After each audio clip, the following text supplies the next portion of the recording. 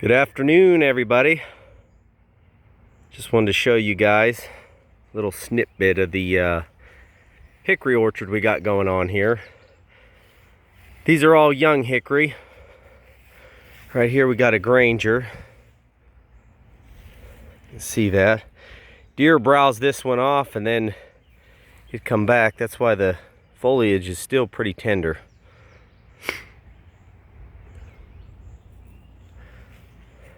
These are all smaller trees, which I highly recommend planting smaller trees over larger trees because, especially with these hickory, now these are all on northern pecan rootstock. There's another Granger.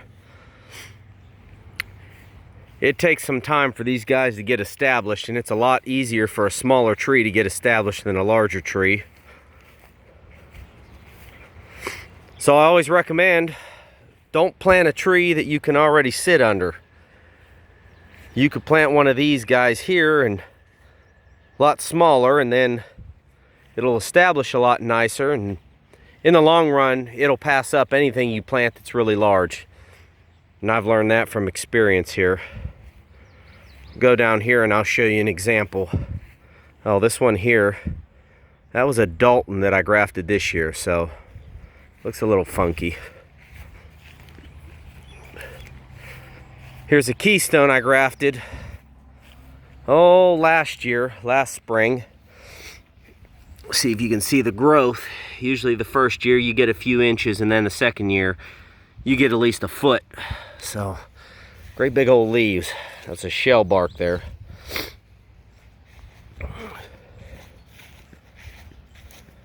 Don't mind my sniffles, it's allergy season. Now you can see here, I grafted a Porter. You see that little bud's just now poking out. I just grafted this guy about a week ago onto northern pecan. Come down here and show you. This is a Keystone here. I grafted this, well, I want to say maybe 2 years ago, onto, of course, a small northern pecan rootstock. Now this tree is taller than me, but the first year it's only going to push out a few inches, and then the next year you might get maybe 6 or 8 inches of growth, but the tree is still establishing itself. And now this year, now that it's established, this tree has probably pushed out 2.5, almost 3 foot of growth straight up, so it's taller than me. But the wood hasn't even hardened off. It's still fairly tender, but straight up right through the top. But just wanted to show you guys around here. I got some pecans back here. That's a Hican. That's a T92 right there. And that is one fast-growing Hican right there. That thing's about 15 foot tall. But if you got Hicans, you want to make sure that you plant pecans as well, because you need pollination. So I say your best bet, if you're going to grow Hicans, several different hickories, shag and shell, as well as pecan, because you just never know where it's going to get its pollen from, or vice versa. But we'll go up to T92 here. You can see that's a really pretty tree there. The dark green leaves. That thing's way up there. This thing grows like a snake. I mean, it grows faster than any pecan I've ever seen grow. So go down here. These are all the taller trees. That orchard I just came out of is a smaller one, maybe 2-3 years. So a lot of smaller trees, a lot of things. Here's a Kanza. Surprisingly does really well here in northwest Missouri. Right in front of the house. Let me see if I can zoom into that. That's a Hark pecan. Now I just did a little green pruning on that to fix the branching situation a little. So it looks a little sparse, but that'll fill in and you won't see any of that wood. It'll just be all canopy, but you want to make sure the structure of the trees is sound as the tree grows. It's a James Hican. It's another good grower here.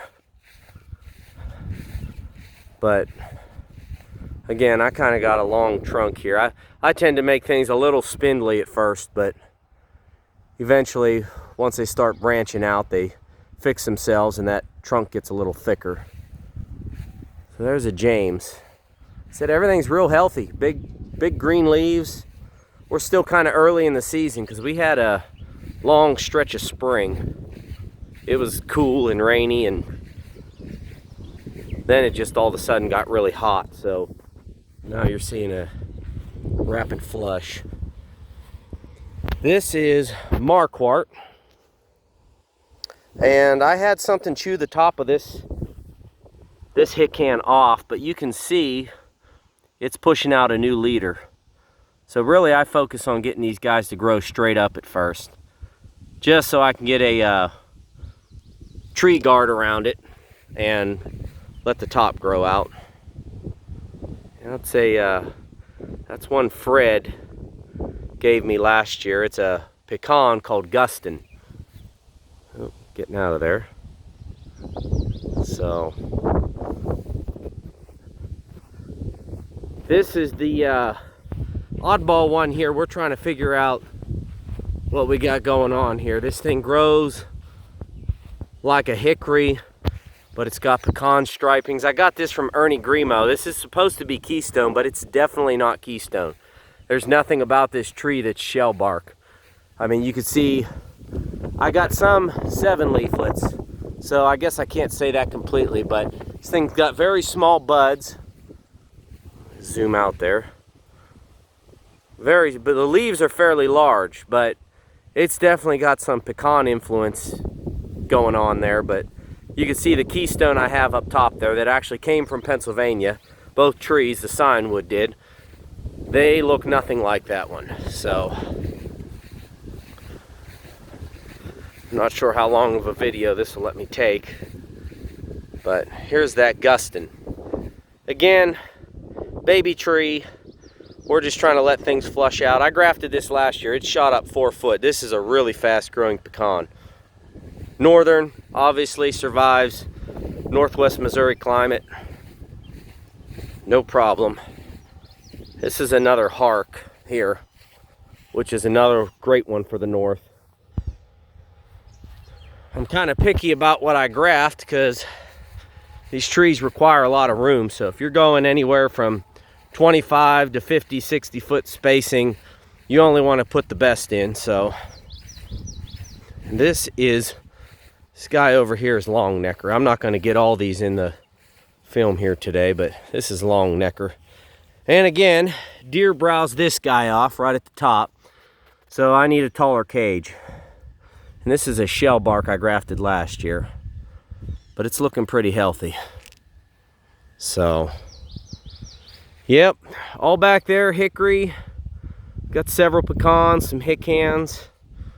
Only the best Hicans, because they can be a pain in the butt. I mean, they're a pretty tree, but not all of them are very productive and have nuts that will crack out easily. So you kind of only want to go with the best. But that's a quick film there. Have a good afternoon.